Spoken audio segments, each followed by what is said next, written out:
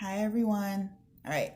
I miss you guys so much. And something I miss doing with you, which I was really trying to do at the end of every single day, was doing some read alouds with you guys. I miss just us coming on the rug and me being able to read you a story, us being able to have some academic conversations about it.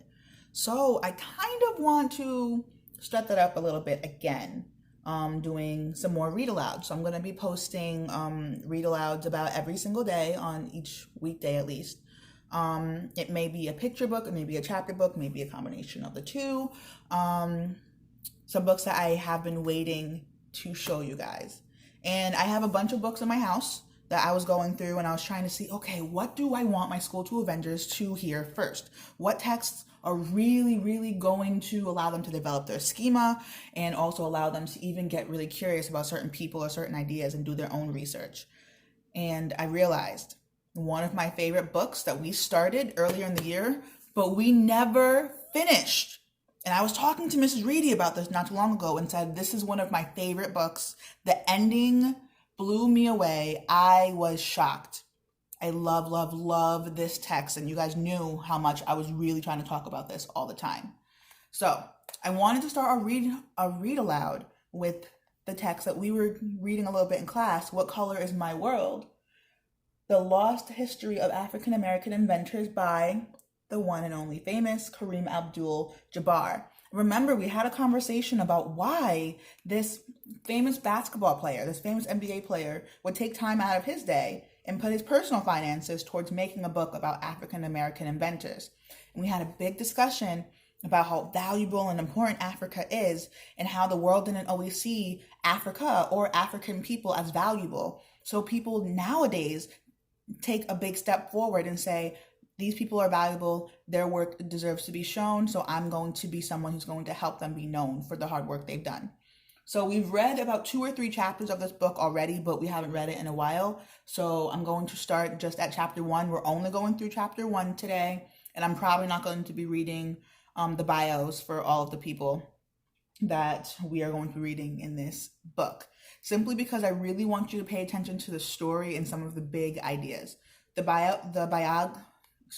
biography in the book is really dense, and if you're going to read about it, I would prefer, at least right now, I may change my mind in the future, but right now I would prefer for you to read that instead of just listening to it, because there's so many important details in their biographies that I really want you to pay attention to, that I don't think you'd get a good understanding of it if you just listen to me read it.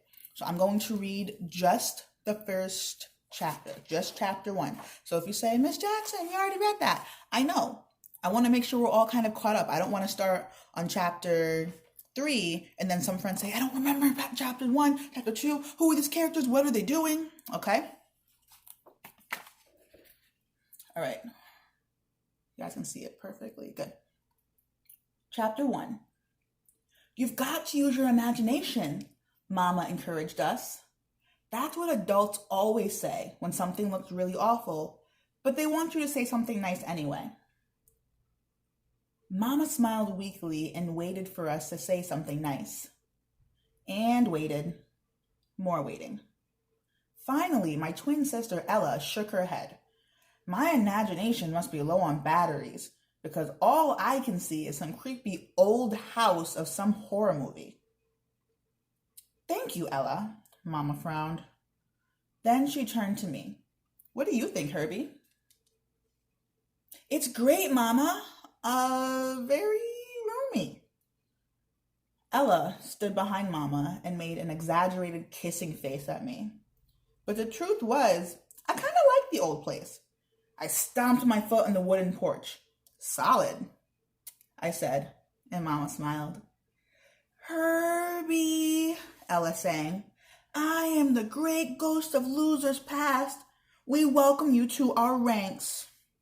Mama ignored Ella and gestured at the house. It's got 3 bedrooms upstairs, so you'll each have your own room. That would be a nice change, huh? Think about how Herbie and Ella are acting toward each other. I really want you to think about how those 2 characters relate. And there's twins. Keep that in mind too. Ella perked up at the house. Excuse me. Ella actually perked up at that. I won't have to smell his stinky socks after basketball practice. And I won't have to listen to your dumb phone calls. Knock, knock, a voice said from behind us. Mama turned and smiled. Roger, you're early. We've got a lot of work ahead of us, ma'am. That's the truth, Mama said. You have the list of what I need to pick up? Right here. He pulled out a long handwritten list from the top pocket of his bib overalls and handed it to Mama. Kids, this is Mr. Mattel, he said, offering his hand. We shook it and told him our names. His hand was rough and calloused, like Dad's. Even though Dad worked as an executive in a bank with a big metal desk and an assistant and wore suits and ties and shiny shoes, he still liked to work with his hands on weekends. You two will help Mr. Mattel while I go get more supplies. She whistled at the list. A lot of supplies. It'll all be worth it, Mr. Mattel said. You'll see. Mama nodded, still staring at the long list. Walk me to the car? She told Ella and me.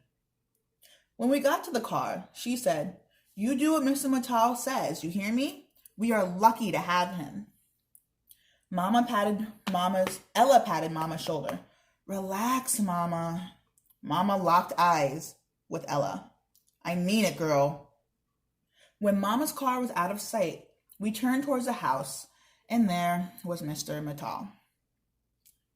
I take it you two are less than thrilled with your new home.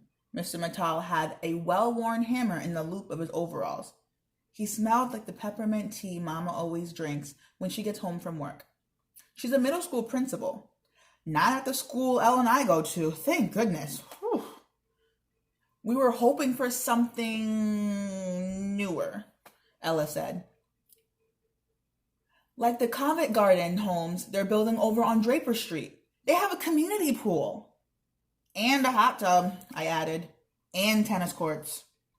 New isn't necessarily better, Mr. Mattel said. If you look closely at this place, you'll see some exquisite craftsmanship. We walked into the house. But you won't see a pool, Ella said. Mr. Mattel laughed. Nope, but you'll see something else. Hepatitis? History. Many people worked across the centuries to make a house like this. This house is a culmination of all human progress. Sounds crowded, Ella said with a snort. Sounds like a museum, I said. Oh, it is, Mr. Mattel nodded. A museum is a celebration of achievement. Your parents' achievement in providing a home for their family, but also a celebration of the history of humankind, the history of America, and the history of African Americans.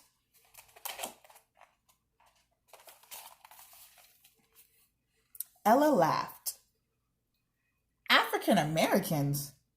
Unless this was a station on the Underground Railroad, I don't see any African American history. She cupped her hands and shouted up the stairs. Dr. King? Are you up there watching MTV with Harriet Tubman? So rude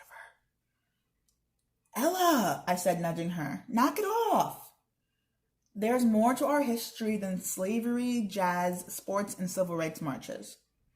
We know that, Ella said, getting sore. Do you know a lot of African American scientists? Mr. Mattel asked.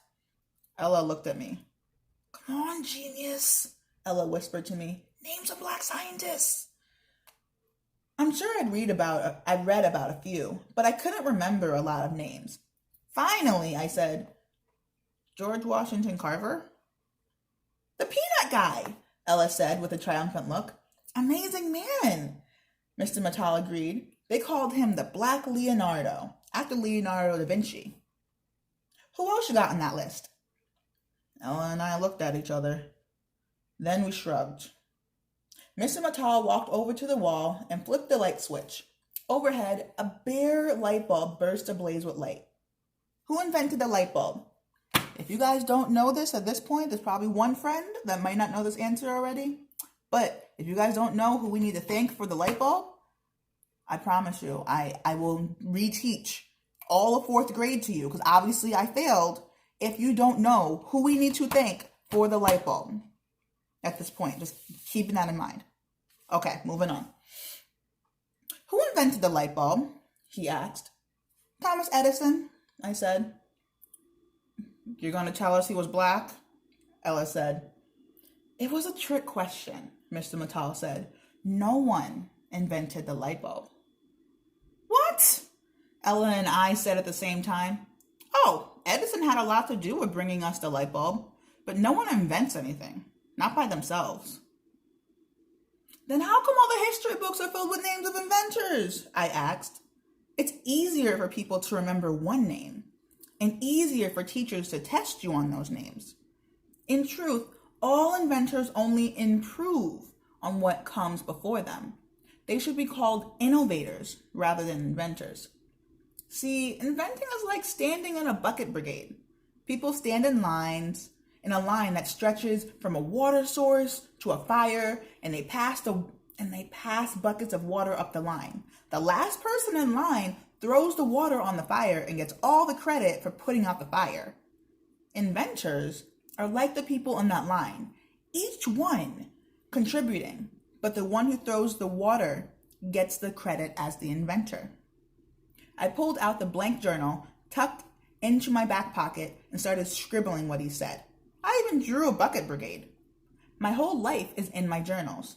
I had more than 400 of them, all stacked neatly in my bookcase in chronological order from the time I was 5. Sir Isaac Newton once said, "The apple proves gravity, guy?" Ella said. Right, he said. If I have seen farther than others, it is by standing on the shoulders of giants. Side note, I put that on my cap and gown, or my cap, when I graduated college. Side note, it's a really nice quote of mine, or one of my favorite quotes.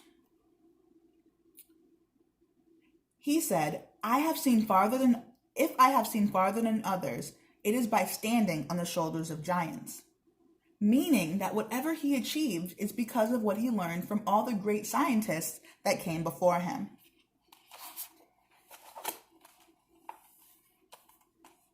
So what does the light bulb have to do with African Americans? Ella asked again.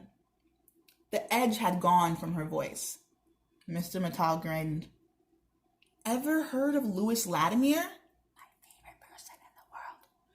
Ever heard of Louis Latimer? We shook our heads. Let me ask you this. What color is electricity? He flicked the light bulb on and off. I thought for a while. White? It's yellow, Ella scoffed. Lightning looks white when it flashes, I reminded her. Yeah, well, I don't think that... This electricity, Mr. Mattal interrupted, is black. Black? Ella and I said at the same time. We both stared at the light bulb. You sure your glasses aren't just dirty? Ella said. This city gets its electricity from the nuclear power plant. In fact, 20% of all electricity in the U.S. comes from nuclear power. That is thanks to Dr. Henry T. Sampson, who invented the gamma electric cell, which makes it possible to convert nuclear radiation into electricity. Long story short, we have electricity in our homes thanks to this man. So thank him, Dr. Henry T. Sampson. Thank him for the electricity that you are most likely using to watch this video right now. Let's see, where did I leave off? Ella looked at me. How come you didn't know that, Thomas Nerdison? I shrugged. Good question. Why didn't I? Speaking of Thomas Edison, Mr. Mattal said, you ever heard of Granville T. Woods? Ella and I shook our heads. He was known as the Black Thomas Edison because of all of his inventions. In fact, Edison even tried to hire Woods. Alexander Graham Bell's company bought Woods' telegraphy invention. Mr. Mattal flicked the light switch on and off again. Black electricity. And I had to... So a big reason we have cell phones today was because of Granville T. Woods. He allowed people to communicate from one train to another, long before we even had the phones and the cell phones we have today. So if you use a cell phone, or you have a cell phone, or someone has some kind of phone in their life, thank Granville T. Woods for our cell phones. So, in cap, Dr. Henry T. Sampson, thank you for electricity. Granville T. Woods, thank you for phones. Gonna continue to read. Black electricity, Ella chuckled. She grabbed my journal out of my hand and started scribbling notes. You're going to love this next part, Mr. Mattal said. He leaned forward as if he was going to tell us a deep, dark secret. Ella and I leaned forward too, listening. He picked up a broom in each hand and tossed it to them. Get to work. He walked out the room, but we could hear his laughter echoing down the hallway. As soon as he was gone, I grabbed my journal back from Ella and started writing down everything he told us. You're crazy if you think I'm doing all the sweeping while you scribble away, Ella said. I don't want to forget what he said. I want to find out more later. She snorted and started sweeping, then stopped and snapped her fingers at me. Give me some paper too, just to make sure you get it right.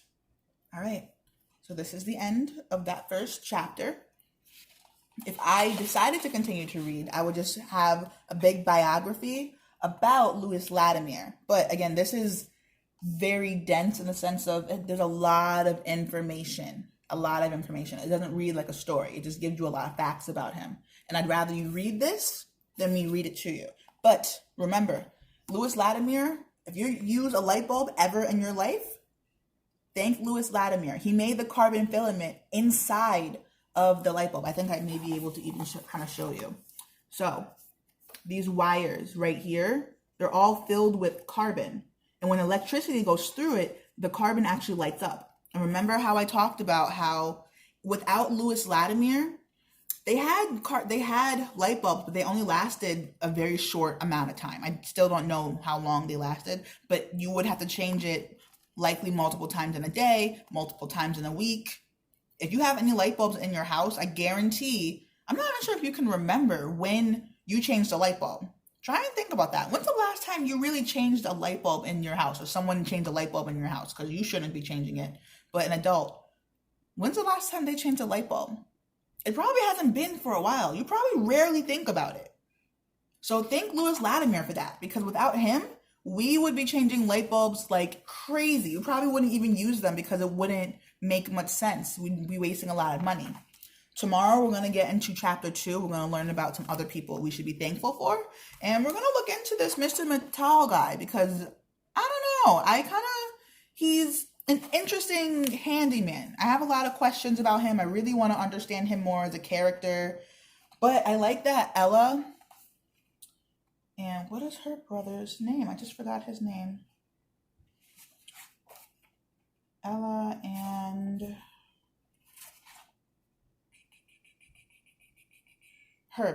Herbie. Okay, sorry, I don't know why I forgot his name all of a sudden. But Ella and Herbie, I'm happy they're starting to kind of get along. And I am actually curious, are they going to end up doing that sweeping, or are they going to find a way to kind of trick Mr. Mattal? But I don't know. Mr. Mattal looks like he has a few tricks up his sleeve on his own. All right, we're going to continue this book tomorrow. Let me know if you have any questions, any comments, anything that you want to know about. Just let me know. Love you guys. Miss you guys. Remember, you are excellent. And we are the School 2 Avengers, which means we never give up. See you soon.